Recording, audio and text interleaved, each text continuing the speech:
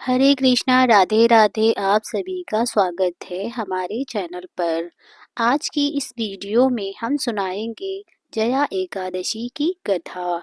माघ मास के शुक्ल पक्ष की एकादशी तिथि का व्रत 8 फरवरी को किया जाएगा। इस दिन भगवान विष्णु के माधव रूप और माता लक्ष्मी की पूजा की जाती है।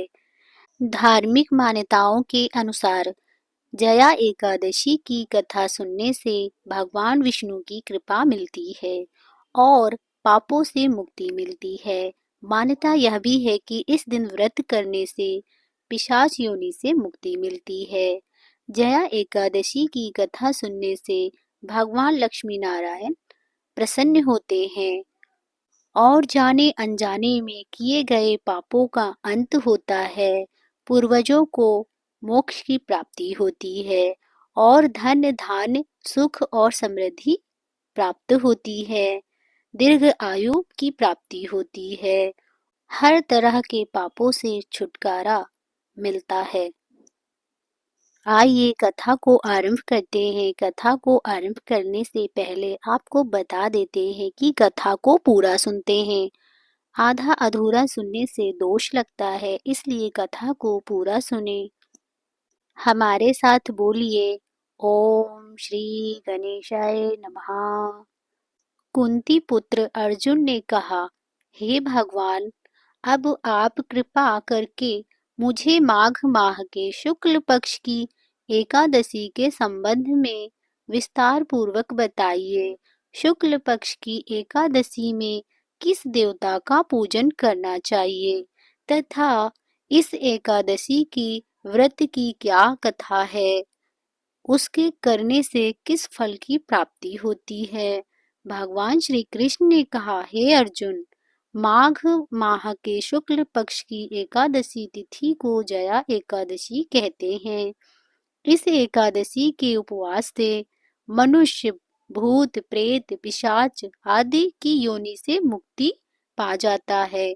अतः इस एकादशी के उपवास को विधि अनुसार करना चाहिए। अब मैं तुमसे जया एकादशी की व्रत की कथा कहता हूँ। ध्यान पूर्वक श्रवण करो। एक बार देवताओं के राजा इंद्र नंदन वन में भ्रमण कर रहे थे। चारों ओर किसी उत्सव के समान वातावरण था। गंधर्व गायन कर रहे थे तथा गंधर्व कन्याएं नृत्य कर रही थीं। वहीं पुष्पावती नामक गंधर्व कन्या ने मालवान नामक गंधर्व को देखा तथा उस पर मोहित होकर अपने हाव भाव से उसे रिझाने का प्रयास करने लगी। माल्यवान भी उस गंधर्व कन्या पर मोहित होकर अपने गायन का सुर ताल भूल गए। संगीत का समस्त आनंद छिड़ हो गया। सभा में उपस्थित देवगणों को यह अच्छा नहीं लगा। यह देखकर देवेंद्र भी रुष्ट हो गए। संगीत एक पवित्र साधना है। इस साधना को भ्रष्ट करना पाप है। अतः क्रोधवश इंद्र ने पुष्पावती तथा माल्यवान को श्राप दे दिया। संगीत की साधना को अपवित्र करने वाले माल्यवान और पुष्पावती, तुमने देवी सरस्वती का घोर अपमान किया है।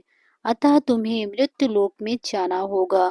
गुरुजनों की सभा में असंयम एवं लज्जाजनक प्रदर्शन करके तुमने गुरुजनों का भी अपमान किया है। इसीलिए इंद्रलोक में तुम्हारा रहना अब वर्जित है। अब तुम अधम पिशाच असंयमी के समान जीवन व्यतीत करोगे। देवेंद्र का श्राप सुनकर वे दोनों अत्यंत दुखी हुए तथा हिमालय पर्वत पर पिशाच योनि में दुख पूर्वक जीवन यापन करने लगे।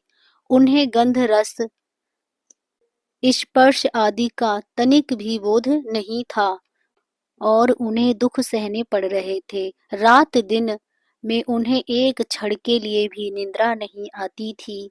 उस स्थान का वातावरण अत्यंत शीतल तथा जिसके कारण उनके रोम खड़े हो जाते थे, हाथ पैर सुन्न पड़ जाते और दांत किटकिटाने लगते। एक दिन उस पिशाच ने अपनी स्त्री से कहा, ना मालूम हमने पूर्व जन्म में कौन सा पाप किया है जिसके कारण हमें इतनी दुख या पिशाच योनि प्राप्त हुई है। पिशाच योनि से नरक के दुख सहना अधिक उत्तम है। इसी प्रकार के अनेक विचारों को कहते हुए अपने दिन व्यतीत करने लगे।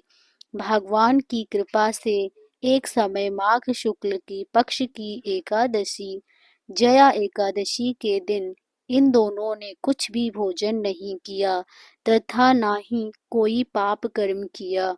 उस दिन मात्र फल फूल ग्रहण करके ही दिन व्यतीत किया तथा महान दुख के साथ ही पीपल के वृक्ष के नीचे विश्राम करने लगे। उस दिन सूर्य भगवान अस्त हो रहे थे।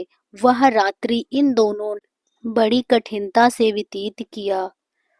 दूसरे दिन प्रातःकाल होते ही प्रभु की कृपा से उनको पिशाच योनि से मुक्ति मिल गई तथा पुनः अपनी अत्यंत सुंदर अप्सरा एवं गंधर्व की देह धारण करके वह सुंदर वस्त्रों एवं आभूषणों से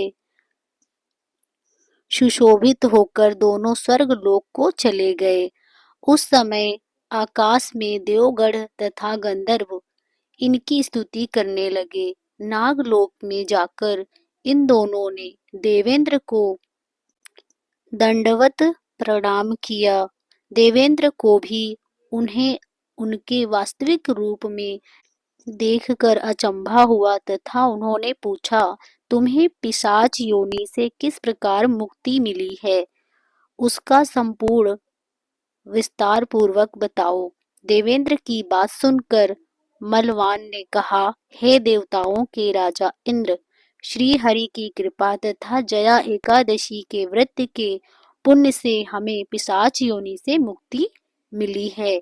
इंद्र ने कहा, हे मलवान, एकादशी व्रत करने से तथा भगवान श्री हरि की कृपा से तुम लोग पिशाच योनि को त्याग कर पवित्र हो गए हो।